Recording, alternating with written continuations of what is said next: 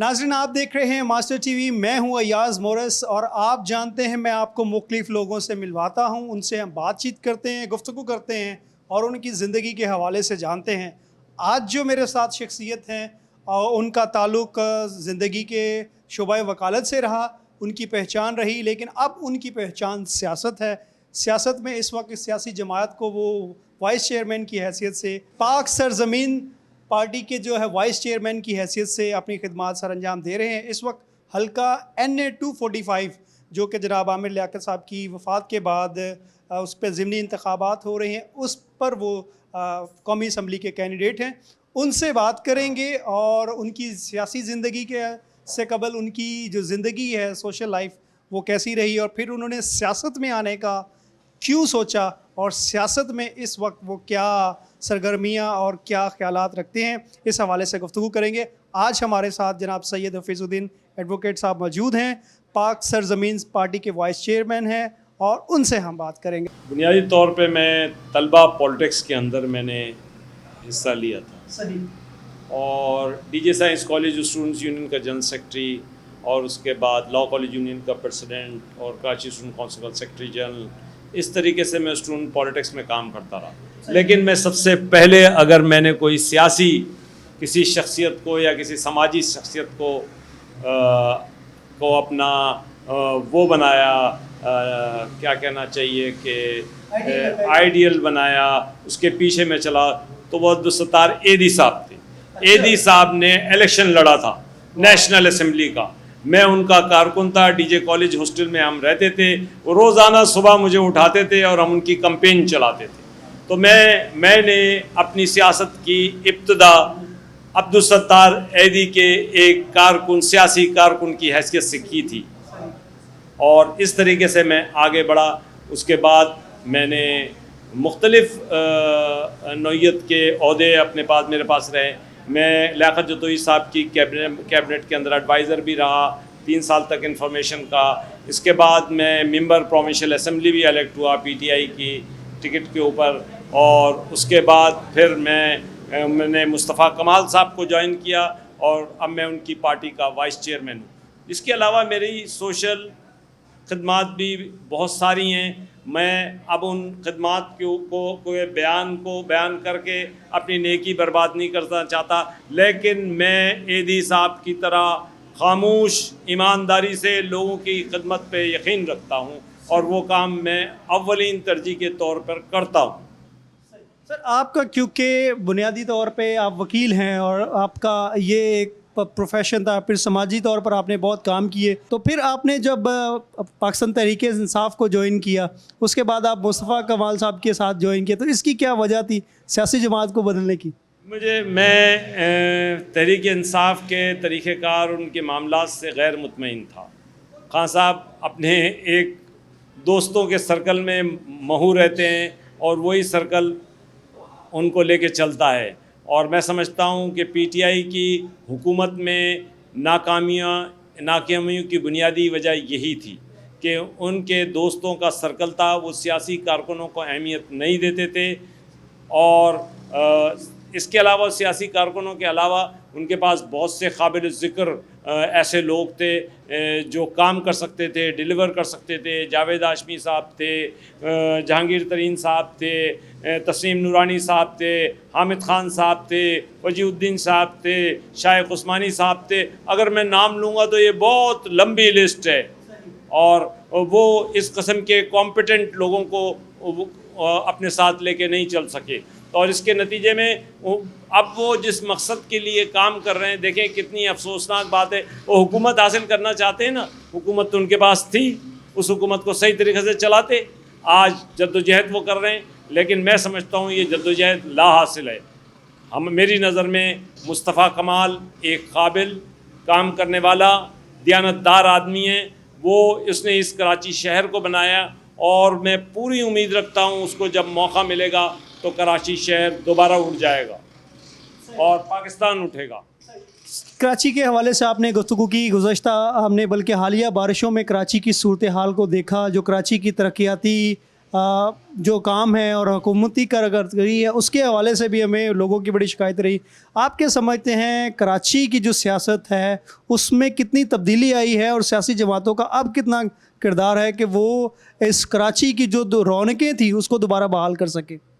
देखिए, मैं तो कहूँगा कि कराची की उधड़ी हुई सड़कें, उबलते हुए गटर ये बता रहे हैं कि पीपल्स पार्टी और एमक्यूएम की कारकर्दगी क्या है।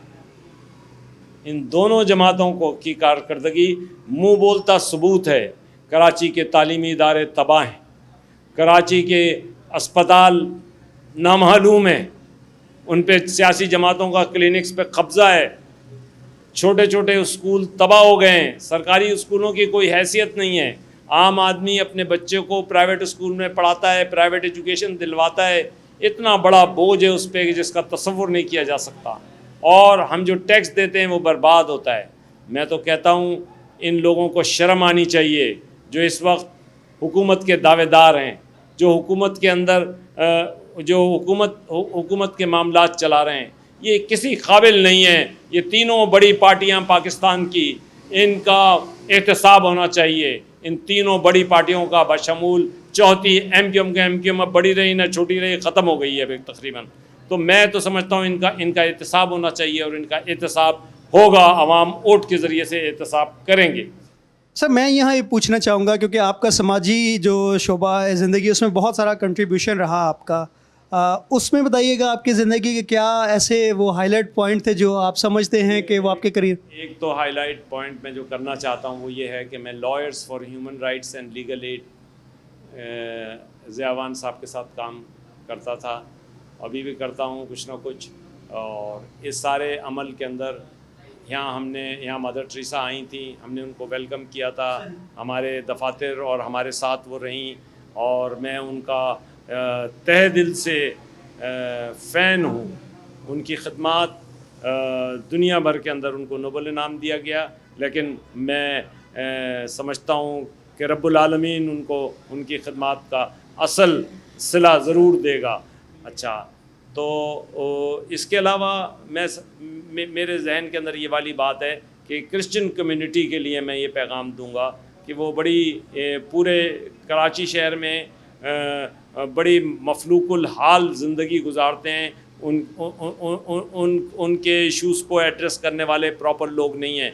मैं तो आपसे कहूँगा आएँ अयाज़ मोरिस साहब, चलें हल्के के अंदर, हल्का छोड़ें, पूरे कराची में चलें, देखें उनके मसाइल को, आप उनको रिप्रेजेंट करें और उनके लिए काम की इब्तिदा करें। अच्छे लोगों को आगे आना चाहिए ताकि ये काम आगे बढ़े।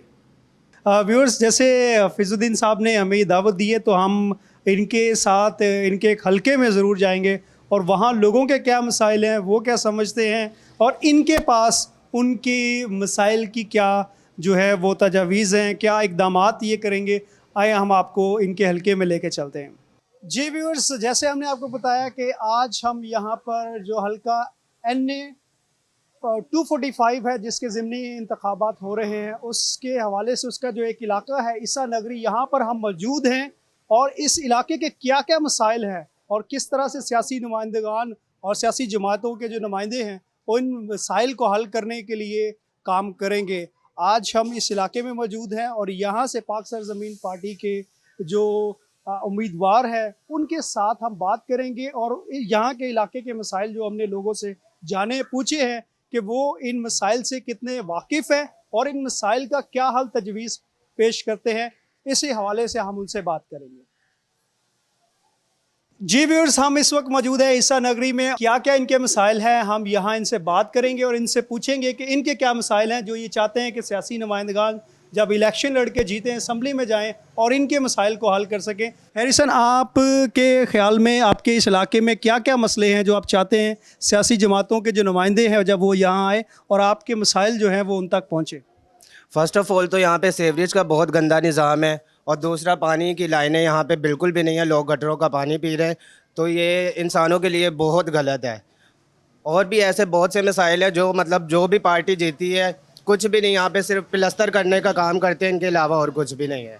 यहाँ तो मसले बहुत चीज़ के हैं, जैसे गटरों की लाइनों का मसले, जैसे पानी का, जैसे भाई ने भी बताया इस चीज़ का बहुत मसले हैं। यहाँ पर पानी यहाँ नहीं आता, जैसे बोरिंग का पानी है उसको पीते हैं, उसमें तो मिट्टी ही आती है, उसको फिर गर्म करके हम लोग पीते हैं। फिर इसका जैसे गलियों का भी ये लोग ने प्रेशर करवा लिया है, घर नीचे हो जाते हैं, गली ऊपर हो जाती है। फिर बारिश का जो पानी है अंदर चला जाता है, फिर उनको हम लोग पानी निकालते हैं। ये अभी नदी ये साइड की आगे गलियों में पानी घरों में चला जाता है। यार पुलिस क्या बोलेगा, पुलिस अगर यहाँ पर आती है, जैसे बैठे में लड़के यारी दोस्ती में बैठ के बातें करते हैं, उनको उठा के ले जाते हैं, बाहर जाते हैं, बाहर जाके जैसे 400 ले लिया, 500 रुपये ले लिया, उनको छोड़ देते हैं। ठीक है, सबके ज़्यादा हमारे इलाके में नशे के बहुत ज़्यादा लोग हुए हैं। जैसे ये हमारे यहाँ शराब के जो गुत्ते खुले हुए वाइन शॉप है, अतवार के दिन अगर हमारे यहाँ इबादत का दिन होता है, ये शराब के यहाँ पर खुले शराब पीते हैं लोग। ये लोग बंद नहीं करते। इबादत का दिन होता है, ये शराब का जो नहीं है, जैसे बंद करना चाहिए। इबादत का दिन है यहाँ, चलो इनकी इबादत का दिन है, बंद करना चाहिए। ये चीज़ के कोई नहीं करते, कोई एक्शन नहीं है। हमारी यहाँ तो माँ बहनें गुजरती है, ये लोग गालियाँ बकते रहते हैं। लड़के जैसे ये चर्च बना बना के पीछे जो छोटे बच्चे हैं उनके पास खड़े होते हैं, उनको देखते हैं बच्चे, उनका भी फ्यूचर खराब हो रहा है। फिर वो भी उनको देख के फिर वो भी बनाना स्टार्ट कर देते हैं। बच्चे क्या करे, जब बच्चों की नस्लें ही ऐसी डूब रही है तो बच्चे फिर क्या कर सकते हैं। सेहत के क्या क्या यहाँ पर सेहत के हवाले से क्या इकदाम हैं? कुछ कोई ही नहीं है, हॉस्पिटल करीब है? कुछ ही नहीं है यहाँ पर, कोई शहर नहीं करीब है या कोई शहर नहीं। यहाँ नौकरी नहीं, अगर हमारे को किसी बंदे को मिलती, अरे अगर पार्टी के किसी नौकरियों को ऑर्डर मिला है ऐसा निकली का, अपने बंदों को बोलता भाई 50,000 रुपये दे दो, लाख रुपये दे दो, आपको नौकरी लगवा दे रहे, वो अपने बंदों को दे देते हैं। बाद में हम लोग करके बात करने जाते हैं, बोलते हैं भाई नौकरी तो हमारे पास नहीं आई, बोर्ड ले लेते हैं, घरों में बैठ जाते हैं। गलियों का कोई काम नहीं होता, कुछ ही नहीं होता गलियों का काम। हम लोग का पार्टी हम लोग ने यहाँ पर लेके आए मुस्तफा भाई को, बहुत अच्छे मुस्तफा भाई, पहले ही हमारे इलाके में इस लोग ने बहुत मुस्तफा भाई ने काम करवाए हैं। अभी कोशिश हम कर रहे हैं मुस्तफा भाई को कि इलाके में लेके आने की। हम लोगों को बोलते हैं देखें नहीं, शमूलियत हासिल करें, इनको देखें काम अगर हम अपने इलाके में करे रहे। ये हालत है, आपके सामने देख लो ना। ये बिजली का कोई, यहाँ पे सबके ज़्यादा हमारे इलाके में बिजली जाती है, सबके ज़्यादा जाती है बिजली हमारे इलाके में। जैसे 1 घंटा बिजली, रात को 3-3, 4-4 बजे का बिजली जाती है। उस दिन रात को बिजली गई है, बारिश का दिन है, मैंने केसी वाले को फ़ोन किया, मैंने बोला भाई बिजली का ऐसा मसला हुआ है हमारे इलाके में। बोलता बारिश हो रही है, बंद करिए। बारिश के कहीं नहीं हो रही, बारिश हो, वो बता रहे बारिश हो रही है। तारिक रोड का इलाका अलग है, ईसान की अलग है। अगर वहाँ बारिश हो रही है, इधर तो बारिश होनी चाहिए ना। मैंने अपने फ़ोन में खुद मैंने फ़ोन करके मैंने उनको बोला है, लेडीज़ के बात करिए, बोलती बारिश हो रही है। मैंने बोला कौन सी बारिश हो रही है? 12 बजे लाइट गई है, सुबह 6 बजे लाइट आई है। मच्छर यहाँ इतने, लोग बच्चे छोटे छोटे घरों में अगर लाइट गई हुई होती है, लोग छतों में सोते, छतों में बारिश पड़ती नीचे, तो लाइट की तो सहूलत होनी चाहिए। पानी की सहूलत नहीं है, पीछे की साइड पानी आता है, इस साइड पर पानी नहीं आता। लोग लेने के लिए कब्रिस्तान में जाते हैं, बोतलें भर भर के लेके आते हैं। क्या सहूलत है यहाँ पर? हर कोई पार्टी पुरानी पार्टी है, जैसे पीपल पार्टी हो गई है, जैसे ये हर कुछ तराजू वगैरह जो दे, क्या करते हैं बोर्ड ले लेते, घर में बैठ जाते हैं। जो बजट इनको मिलता बजट खा लेते हैं, क्या मिलता फिर इनको। सर बहुत बहुत शुक्रिया हमारे साथ बात करने के लिए। मैं सबसे पहले तो आपसे पूछना चाहूँगा कि क्या इस इलाके के चैलेंजेस क्या क्या हैं? बिस्मिल्लाहिर्रहमानिर्रहीम। देखिए, इस इलाके का सबसे बड़ा चैलेंज तो ये है कि यहाँ पे सिक्योरिटी इश्यूज़ हैं। ये आबादी जहाँ पे वाक़ है, इसके अतराफ़ में लियारी नदी बहती है, गैंग वॉर यहाँ पे तंग करती रही है। यहाँ पे दूसरे और ऐसे इलाके हैं जिनसे जहाँ पे 4-5 अमवात भी हुई हैं इस सिलसिले की। लोगों के साथ ज़्यादती होती है यहाँ के लोगों के साथ। सबसे अहम इशू सिक्योरिटी का है। पुलिस इनको सिक्योरिटी प्रोवाइड नहीं कर सकती। हम अगर पाक सरजमीन पार्टी और मुस्तफ़ा कमाल को मौका मिला तो बेसिक इशू इनकी सिक्योरिटी का होगा। इसके बाद दूसरा मसला इनकी बेरोज़गारी का है। डेवलपमेंट से पहले, यहाँ की डेवलपमेंट से पहले मैं बात करूँगा इनकी जॉब रिक्वायरमेंट्स का। इनको प्रॉपर जॉब्स मिलनी चाहिए। यहाँ पर इनकी बेरोज़गारी का खात्मा होना चाहिए। पुलिस मंशियात के अड्डे चलाती है, उसका खात्मा होना चाहिए। इसके लिए हम जद्दोजहद करेंगे। इन सब से हट के मैं एक ही बात कहूँगा कि यहाँ के लोग पूरे शहर की खिदमत करते हैं। यहाँ पे जो नुमाइंदगी दी जाती है वो नुमाइंदगी नाकाफ़ी है। इनको डायरेक्ट वोट का हक दिया जाए। ये डायरेक्ट अपने नुमाइंदे चुने।